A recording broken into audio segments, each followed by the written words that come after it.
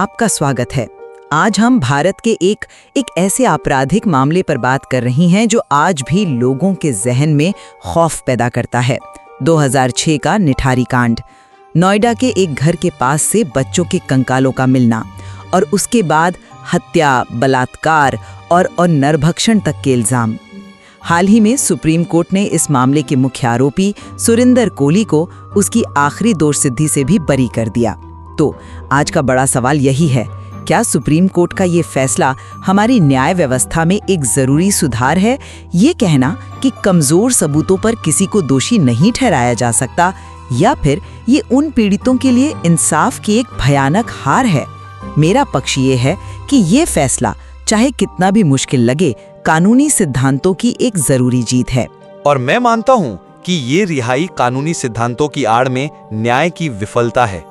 ये हमारी व्यवस्था का वो चेहरा दिखाती है जिसने पीड़ितों को पूरी तरह से निराश कर दिया है और समाज को एक भयानक सवाल के साथ अकेला छोड़ दिया है।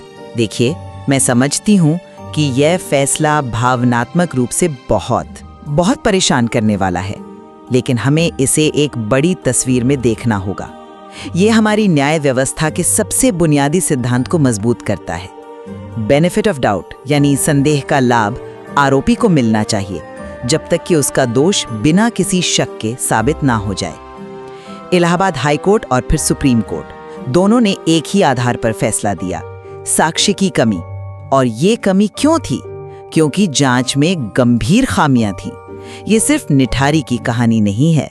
हमारे देश में कई हाई प्रोफाइल मामलों में हम यही पैटर्न देखते हैं।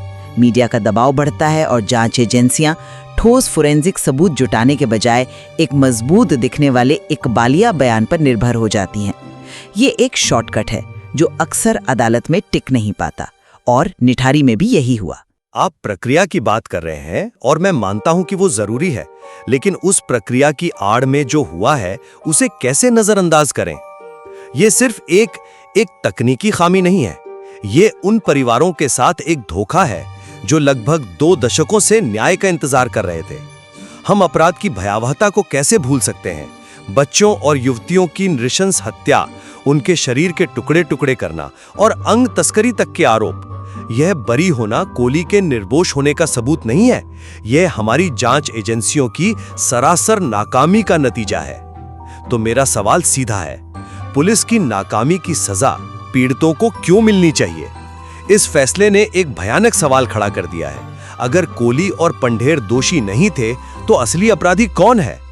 यह न्याय नहीं, यह न्याय का वो भ्रम है जो टूटकर बिखर गया है। आपने इकबालिया बयान का जिक्र किया और मुझे लगता है कि इस पर गहराई से बात करना जरूरी है। सुरिंदर कोहली का जो बयान था वो 60 दिनों से ज्यादा की पुलिस हिरासत के बाद और बिना किसी वकील की मौजूदगी के लिया गया था।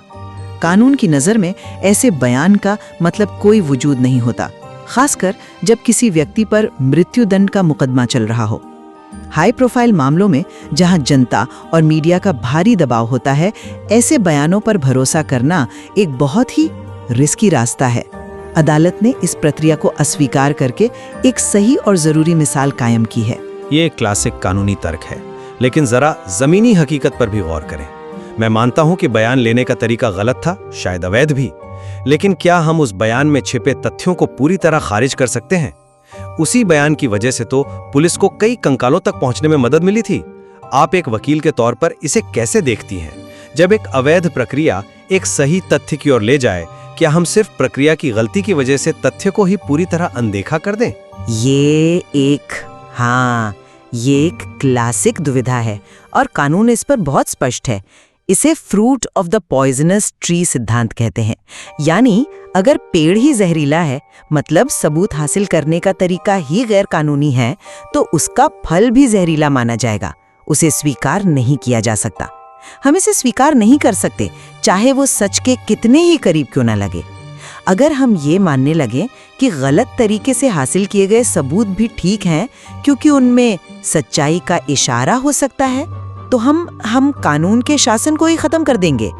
इससे तो पुलिस को किसी भी तरह से किसी पर भी दबाव डालकर बयान लेने की खुली छूट मिल जाएगी। लेकिन इस सिद्धांत का दूसरा पहलू भी है। यहाँ पेड़ यानी जांच प्रक्रिया जहरीली थी, ये हम दोनों मानते हैं, पर उस पेड़ ने जो फल दिया वो कंकाल थे।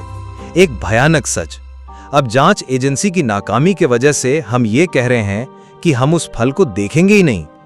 नतीजा ये हुआ कि अब हमारे पास न तो कानूनी तौर पर सही प्रक्रिया है और न ही वो सच्चाई जिसे हम सजा में बदल पाते। सब कुछ हाथ से निकल गया। तो फिर सबूतों की कमी और पुलिस की नाकामी के बीच के फर्क को हम कैसे देखें?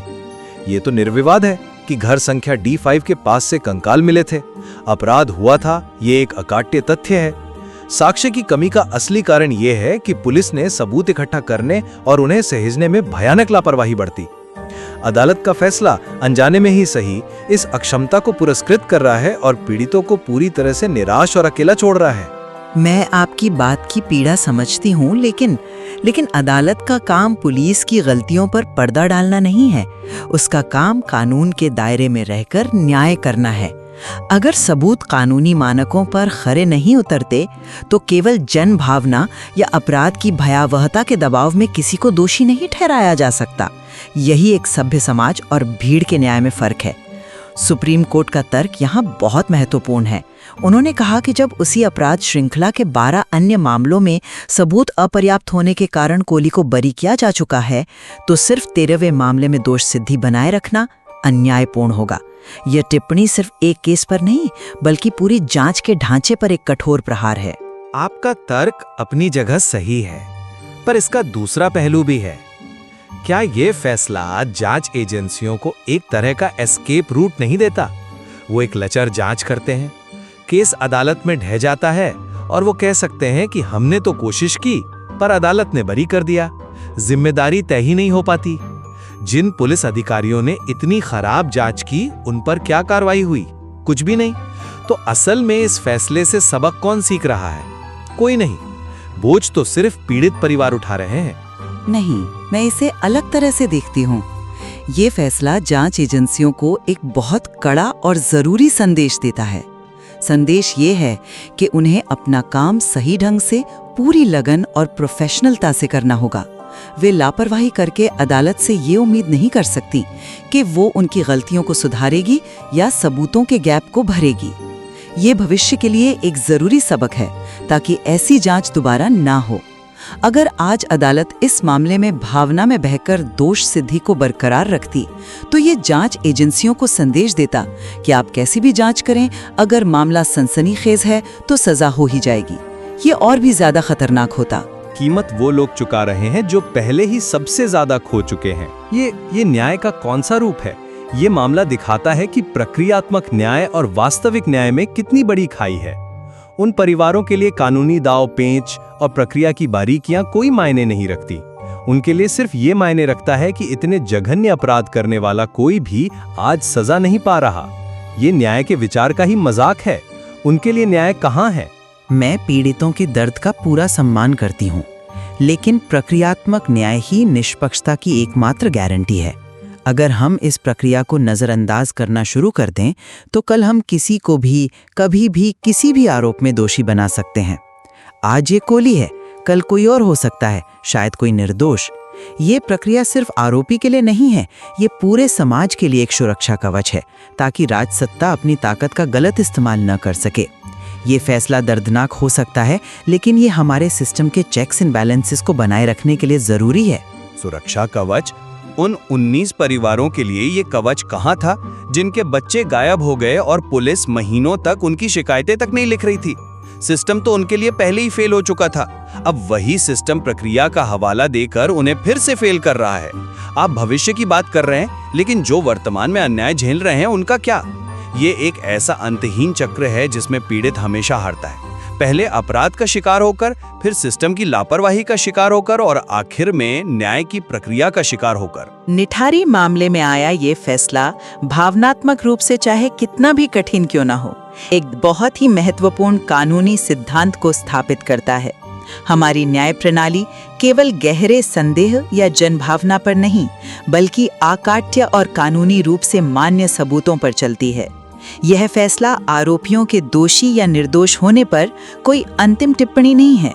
ये हो सकता है कि वो दोषी हों, लेकिन यह फैसला उस जांच की गुणवत्ता पर एक कठोर और आवश्यक निर्णय है जो इस मामले में की गई थी।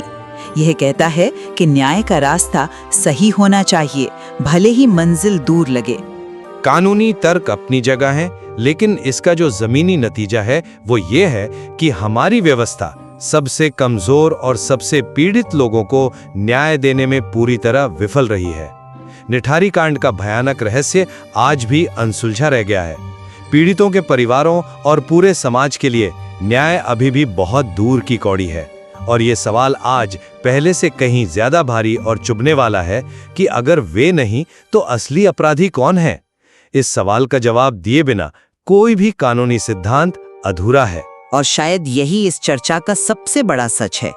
ये मामला इस बात का एक शक्तिशाली उदाहरण है कि कैसे किसी अपराध की शुरुआती भयावहता सालों की लंबी कानूनी और प्रक्रियात्मक लड़ाइयों के पीछे छिप जाती है और अंत में हमारे सामने जवाबों से ज्यादा सवाल छोड़ जाती है। न्याय मिला या नहीं, इस पर बहस हमेशा जारी रहेगी। बिल्कुल, और ये बहस हमारे पूरे तंत्र में, खासकर हमारी पुलिस व्यवस्था और उसकी जवाबदेही में गहरे और तत्काल सुधारों की आवश्यकता को भी उजागर करती है, ताकि भविष्य में किसी और परिवार को न्याय के लिए इस तरह भटकना न पड़े और सालों बाद उनके हाथ सिर्फ खाली सवाल ना लगे।